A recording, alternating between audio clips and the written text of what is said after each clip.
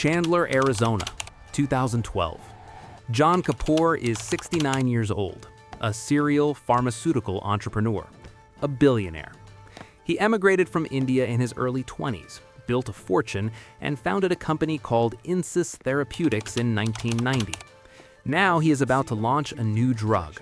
It is called Subsys. Subsys is a transmucosal immediate-release fentanyl medication, a TIRF. It is a liquid spray.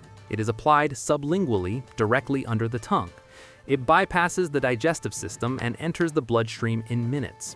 Its active ingredient is fentanyl, a synthetic opioid 50 to 100 times stronger than heroin.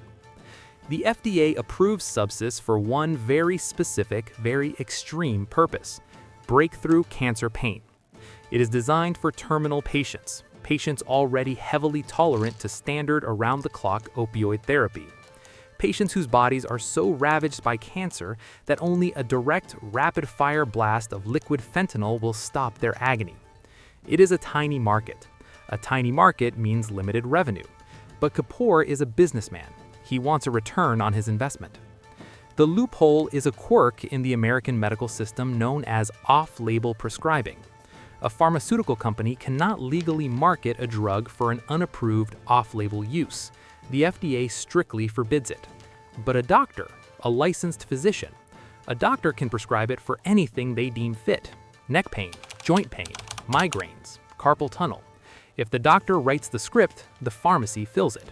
If the pharmacy fills it, the company makes the money. The problem is that most general practitioners are terrified of fentanyl. The solution? Buy the doctors. The instruction was, go out there, show that we can get a minimum return on investment of 2 to 1 minimum, and do not lose Kapoor's money or get fired. This is Alec Burlikoff, Vice President of Sales at Insys Therapeutics. He does not view medicine as the art of healing, he views it as a math equation. Burlikoff, Kapoor, and the Insys executive team engineer a system. They call it the Insys Speaker Program. On paper, it is a standard industry practice, a peer-to-peer educational seminar. Respected, high-performing doctors teaching other doctors about the clinical benefits of Subsys at high-end restaurants. In reality, it is a highly calibrated, heavily monitored bribery engine. There is no education, there is often no audience. It is just a transfer of wealth. Sales representatives are handed lists of doctors to target. They are not looking for oncologists. They are targeting pain clinic doctors, general practitioners, doctors operating in regions with high rates of manual labor injuries. They are hunting for whales, providers who have a demonstrated history of prescribing massive volumes of rapid-onset opioids. The pitch is simple: prescribe Subsys, prescribe it often, prescribe it at the highest possible dosage. In return, Insys will hire you as a speaker. Return on investment means a successful bribe. Insys tracks the numbers ruthlessly. They build internal spreadsheets to measure the exact net revenue earned from a targeted practitioner against the total value of the bribes paid to them. If a doctor receives $10,000 in speaker fees, they are expected to generate at least $20,000 in Subsys prescriptions. If the ROI drops below the 2 to 1 baseline, the speaker fees are immediately cut off. The bribes take multiple forms: expensive dinners, free administrative staff. Insys even engages in nepotistic hiring, giving jobs to the friends and family members of their highest prescribing whales. The bribes work. Doctors begin writing off-label prescriptions for Subsys at an astonishing rate. But there is a second firewall: the insurance companies. Subsys is exorbitantly expensive. A single prescription can cost thousands of dollars a month. Medicare and private health insurers do not want to pay for a breakthrough cancer drug when the patient just has a bad back. They require prior authorization. This is a rigorous bureaucratic checkpoint. The insurer demands documentation to ensure the patient actually has cancer and has failed to respond to cheaper, more conservative therapies.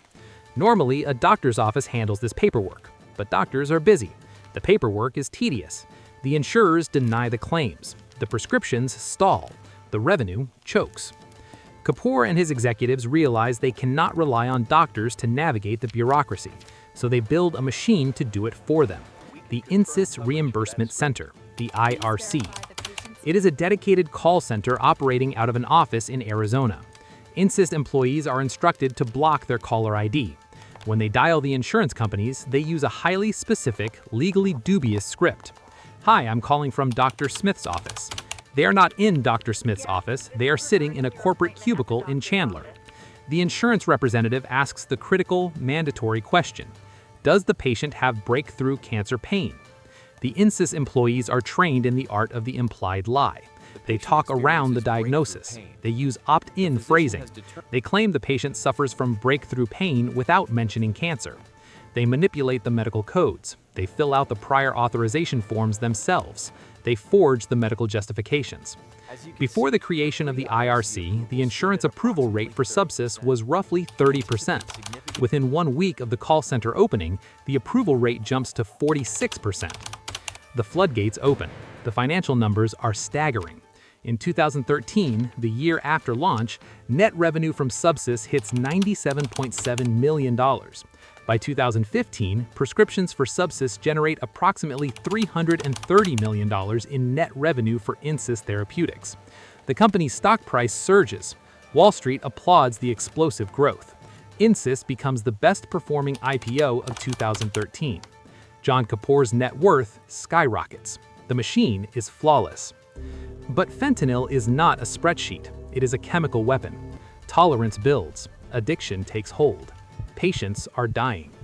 By 2015, the American opioid epidemic is a raging, uncontrollable fire. Over 30,000 Americans are dying annually from opioid overdoses. And amid the chaos, data anomalies begin to trigger alarms. The Drug Administration and the Justice Department are watching the numbers. They notice a massive, inexplicable spike in sepsis prescriptions. The drug is meant for a fraction of terminal cancer patients, yet it is flowing out of small strip mall pain clinics in massive quantities. Pill mills. Alec Burlikoff would later sit in a federal courtroom, raise his right hand, and testify under oath. Pill mills for us meant dollar signs. That's what we saw, dollar signs. It was not run the other way, it was run to the pill mill. The government begins to dismantle the firewall. They interview former sales representatives. They flip regional managers. They secure cooperating witnesses. They raid the offices and seize the internal emails. They find the ROI spreadsheets, the exact mathematically documented correlation between the kickbacks paid and the fentanyl prescribed. They listen to the recorded calls from the INSYS Reimbursement Center. They hear corporate employees impersonating medical staff. The investigators realize this is not standard corporate malfeasance. This is not simple medical malpractice. This is an organized criminal enterprise. December 2016, the United States Attorney's Office for the District of Massachusetts unseals a federal indictment. 6 former INSYS executives and managers are taken into custody. Alec Burlikoff is among them. The company panics, but the DOJ is not finished. They are aiming at the top. October 26, 2017, John Kapoor is arrested in Arizona. The charge is not simply wire fraud. The prosecutors deploy a legal weapon almost never used in the pharmaceutical industry, 18 U.S.C. Section 1962.d, the Racketeer Influenced and Corrupt Organizations Act, RICO, a statute enacted in the 1970s to dismantle the Mafia. For the first time in American history, the executives of a major publicly traded pharmaceutical company are prosecuted as a drug cartel. The government's argument is clinical, objective, and devastating. The enterprise is INSYS Therapeutics. The conduct is a coordinated pattern of mail fraud, wire fraud, and anti-kickback violations. The motive is sheer, unadulterated greed. Just as we would street-level drug dealers, United States Attorney Andrew Lelling announces, we will hold pharmaceutical executives responsible for fueling the opioid epidemic by recklessly and illegally distributing these drugs, especially while conspiring to commit racketeering along the way. Joseph Bonavolanta, the special agent in charge of the FBI Boston Division, is even more blunt. These executives exploited vulnerable patients and cashed in on dishonest doctors. Motivated by sheer greed, they lie to insurance companies and are no better than street-level drug dealers. The trial begins. It lasts 51 days. The jury is shown the emails, the ROI calculations, the sham speaker contracts. They are shown a video created by Insys for a national sales meeting. In the video, sales representatives rap and dance around the giant bottle of fentanyl spray, celebrating the titration of higher and higher doses. Kapoor's defense attorneys argue that he was simply an executive, that he was unaware of the granular, day-to-day crimes committed by rogue sales reps. The prosecution points to the spreadsheets. Kapoor monitored the ROI of every speaker program personally. This crime would not have happened, could not have happened without John Kapoor. May 2nd, 2019, a federal courtroom in Boston. After deliberating for 15 days, the jury reaches a verdict: guilty. John Kapoor, the billionaire visionary, is officially a convicted racketeer. January 2020, Judge Allison Burroughs hands down the sentences. Alec Burlikoff, who pled guilty and turned state's evidence to testify against his former boss, receives 26 months in federal prison. John Kapoor stands before the judge. He is 76 years old. He receives 66 months, 5.5 years behind bars.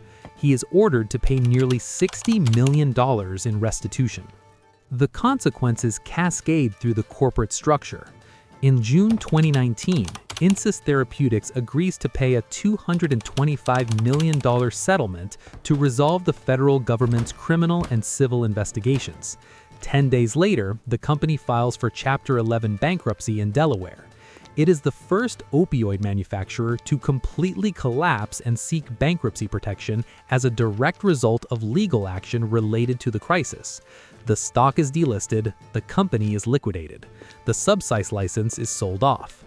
The executives went to federal prison. The corporation was destroyed, but the math equation remains.